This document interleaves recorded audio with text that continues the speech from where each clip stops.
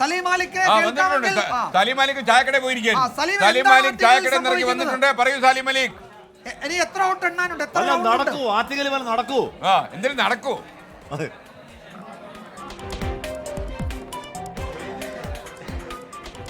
SKN Hashmi Vijayakumar, ആറ്റിങ്ങലിലാണ് കാര്യങ്ങളൊക്കെ നടന്നുകൊണ്ടിരിക്കുന്നത്. അത് അനുദിനം ഒരു സസ്പെൻസ് ത്രില്ലർ, അത് എല്ലാ അർത്ഥത്തിലും ഒരു സസ്പെൻസ് ത്രില്ലർ എന്ന നിലയിലാണ് ആറ്റിങ്ങലിൽ ഇപ്പോഴും വോട്ടെണ്ണൽ പുരോഗമിക്കുന്നത്. അത് അല്പസമയം മുൻപ് 2000 കടന്നിരുന്നു വി ജോയുടെ ലീഡ്. അതിപ്പോൾ വീണ്ടും കുറഞ്ഞ് 1886 മാറുന്നു. ആ നിലയിൽ ഒരു വലിയ ട്വിസ്റ്റ് ആറ്റിങ്ങലിൽ മാറിയും മറിഞ്ഞും സംഭവിച്ചുകൊണ്ടിരിക്കുന്ന കാഴ്ചയാണ് നമുക്ക് കാണാൻ കഴിയുന്നത്. മാത്രമല്ല, ഇനി അവിടെ വീണ്ടും 1.5 ലക്ഷത്തിലധികം വോട്ടുകളുടെ ഫലം ഇനിയും വരാനുണ്ട് എന്നുള്ളത് കൂടി ശ്രദ്ധേയമാണ്. അതുകൊണ്ട് തന്നെ എന്തും ആറ്റിങ്ങലിൽ സംഭവിക്കാമെന്നുള്ള കാര്യത്തിൽ ഒരു തർക്കവുമില്ല. മാത്രമല്ല, 3ാം സ്ഥാനത്ത് നിൽക്കുന്ന വി മുരളീധരന് പോലും 1ാം സ്ഥാനത്തേക്ക് കയറി വരാനുള്ള സാധ്യതയുണ്ട്.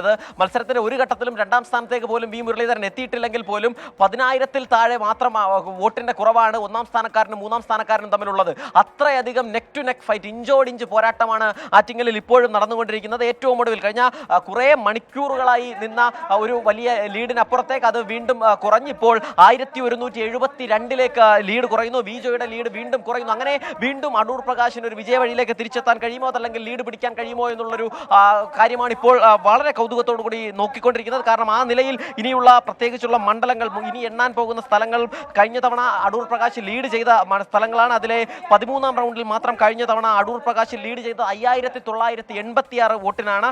റൗണ്ട് 14, റൗണ്ടിൽ അടൂർ പ്രകാശ് ലീഡ് ചെയ്തത് 1823 വോട്ടുകൾക്കാണ്. അതിൽ കഴിഞ്ഞ തവണ അടൂർ പ്രകാശിന് ഏറ്റവും അധികം ലീഡ് കൊടുത്ത സ്ഥലങ്ങൾ 5986 എന്ന റൗണ്ട് ലീഡ് കൊടുത്ത റൗണ്ട്. അവിടെ എണ്ണാനുള്ളത് കഠിനംകുളം പഞ്ചായത്തിലെ ചിറയൻകീഴ് മണ്ഡലത്തിലെ കഠിനംകുളം പഞ്ചായത്താണ്. ഒപ്പം തന്നെ വാമനപുരത്തെ പെരിങ്ങമല, തേമ്പാമൂട് തുടങ്ങിയ സ്ഥലങ്ങളാണ് ഇനി എണ്ണാനുള്ളത്. അവിടെ നിന്നൊക്കെയുള്ള റിസൾട്ട്, അതല്ലെങ്കിൽ അവിടെ നിന്നുള്ള ഫലസൂചന എങ്ങനെയായിരിക്കും, ആർക്ക് അവിടെ ലീഡ് എടുക്കാൻ കഴിയുമെന്നുള്ളത് വളരെ നിർണായകമാണ് ഈ ഘട്ടത്തിൽ. കഴിഞ്ഞ തവണത്തേതുപോലെ അടൂർ പ്രകാശിന് തന്നെ അവിടെ നിന്നും വീണ്ടും ഒരു ലീഡ് ഉയർത്താൻ സാധിച്ചാൽ ഈ ലീഡ് വീണ്ടും മറികടന്ന് വി ജോയെ മറികടന്ന് വീണ്ടും അടൂർ പ്രകാശിന് എത്താൻ സാധിക്കും. അതേസമയം മറ്റ് സ്ഥലങ്ങളിൽ LDFന്റെ ശക്തി കേന്ദ്രങ്ങൾ കൂടി ഇനിയും എണ്ണാനുണ്ട് എന്നുള്ളത് LDF ക്യാമ്പ് കൂടി ആത്മവിശ്വാസം പ്രകടിപ്പിക്കുന്നു. ആ നിലയിൽ വലിയ ട്വിസ്റ്റ്, അത് ഏറെയും കുറഞ്ഞും മാറിയും ഒക്കെ വരുന്ന ഒരു കാഴ്ചയാണ്. അത് മാത്രമല്ല, ഇപ്പോഴും 6 ലക്ഷത്തിലധികം വോട്ടുകളുടെ കണക്കുകൾ മാത്രമാണ് നമുക്ക് ലഭിച്ചിരിക്കുന്നത്. 9 ലക്ഷത്തിലധികം വോട്ടുകൾ, 9.5 ലക്ഷം വോട്ടുകൾ പോൾ ചെയ്ത മണ്ഡലമാണ്.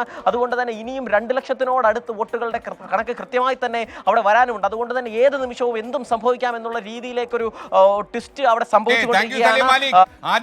നാടകം അവസാനിക്കുന്നില്ല.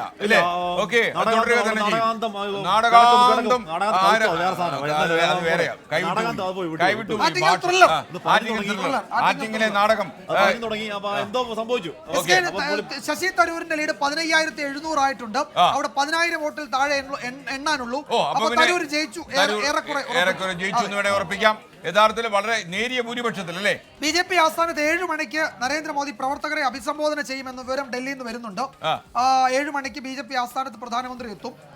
നേരത്തെയൊക്കെ വലിയ ആഹ്ലാദ പ്രകടനം, വലിയ ഉത്സവ സമാന സാഹചര്യത്തിലാണ് വരുന്നത്. പക്ഷെ ഇത്തവണ അത് ഉണ്ടാവില്ല. അത്രയും ഒരു ആഘോഷം കാണാൻ സാധ്യതയില്ല. മാത്രമല്ല, വല്ലാത്തൊരു അവരൊരിക്കലും പ്രതീക്ഷിക്കില്ലല്ലോ. അവര് ക്ലീൻ സ്വീപ്പ്. മാത്രമല്ല, ഈ യഥാർത്ഥത്തിൽ ഇവര് ഈ കുഴി ചാടിച്ചത് നമ്മുടെ എക്സിറ്റ് പോളാ, പറയാതിരിക്കാൻ പറ്റത്തില്ല. കാരണം ഇത്രയും വലിയൊരു വിജയം ഉണ്ടാവുന്ന എല്ലാ എക്സിറ്റ് പോളുകാരും കുഴി ചാടിച്ചത് മോദിയാണോ എന്നൊരു സംശയമുണ്ട്. ലോകത്തെവിടെയായാലും ഏത് സമയത്തും 24 വാർത്തകളും ഓഗ്മെന്റഡ് റിയാലിറ്റി പാക്കേജുകളും എക്സ്പ്ലെയിനറുകളും വിശദമായി കാണാൻ ഞങ്ങളുടെ YouTube ചാനൽ നിങ്ങൾക്ക് സബ്സ്ക്രൈബ് ചെയ്യാം.